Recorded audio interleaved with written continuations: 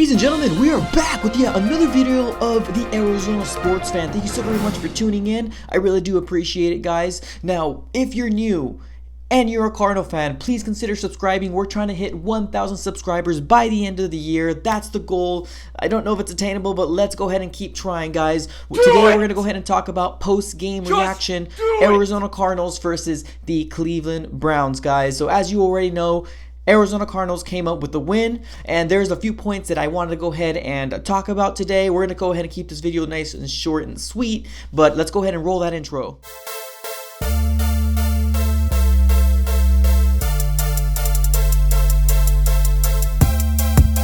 Alright guys, thank you so very much for coming back. I really do appreciate it. Now, Arizona Cardinals got their 4th win of the season, and I'm actually really excited. This is really exciting, a step in the right direction.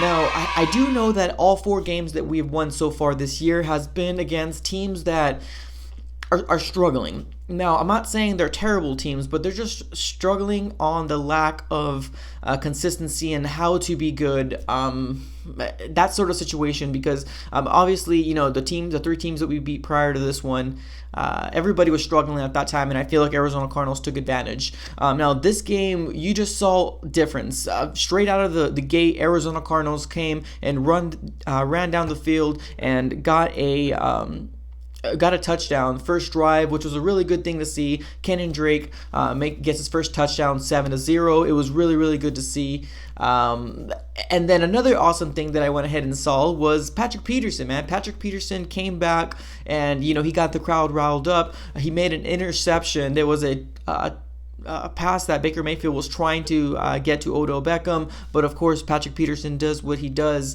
and hopefully this is a good sign to come for Patrick Peterson to come back to his, you know, shutdown cornerness, or just overall being a good cornerback, and I'm really excited to see it from here on out. Now, yes, awesome job for Patrick Peterson. I'm pretty sure everybody saw him pointing to, you know, to somebody on the top of, you know, thing. I think he was pointing to Jay Feely. I think the announcer said something along the lines where he told Jay Feely he was going to get, he was going to get an interception this game, and I think he was just pointing to him, just kind of saying like, hey, told you so. But, you know, bottom line is I did like Patrick Peterson's play today. Kenyon Drake had an amazing game. 4 touchdowns, and oh my god, it's just really good to see Kenyon Drake. It just really kind of leads to believe, like, what are we going to do this offseason, especially with Kenyon Drake, especially with Chase Edmonds, and then David Johnson. Is David Johnson going to, you know, get traded to, you know, Tampa or, you know, Kansas City? Somebody that needs a running back that could definitely benefit from having David Johnson.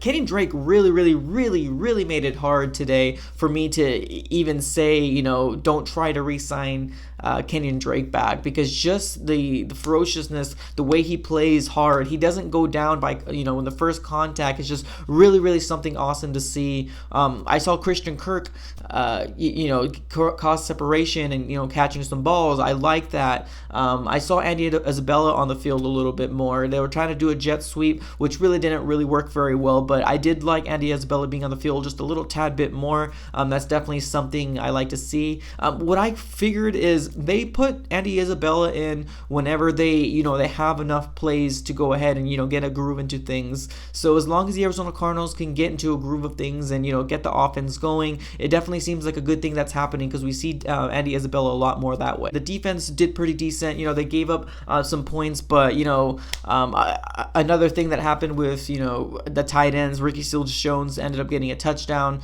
Kind of the same thing that happens, but, you know, when you win a game, it's not as big of a deal. But, you know, that is something that I wanted to point out. The defense did kind of break again, and just kind of loss of assignment. Ricky Seals-Jones just got an easy touchdown, but like I said, once you win a game, it's not that big of a deal. Kind of on the other side, the Cleveland Browns side, I want to go ahead and say, if there's any Cleveland Brown fans out there, guys, we know how it is. I'm not going to sit here and gloat and say, yeah, we beat you. You know, at the end of the day, guys, both of our teams, it's really hard to be fans for either one of the teams, Browns and then the Cardinals, because we just never seem to get over that hump anymore, and I feel your pain. What I see on the Cleveland Browns side is I see so much different offensive weapons that you guys have on your side of the ball that Freddie Kitchens just does not know how to use. What I saw was Freddie Kitchens just doing too much, putting the ball in Baker Mayfield's hand, when honestly what you should have been doing is feeding Nick Chubb. Like, Nick Chubb is hard to get down. When he ran the ball, it was super hard for the Arizona Cardinals to even, get him down. To me, if I was the head coach of the Cleveland Browns, why I'm not running Nick Chubb 100 times or a lot of times is beyond me. I'm super confused about that. I also did see Jarvis Landry just look super disappointed, just kind of not into the game, sitting next to Odell Beckham Jr. Having his head down, in his hands, just kind of.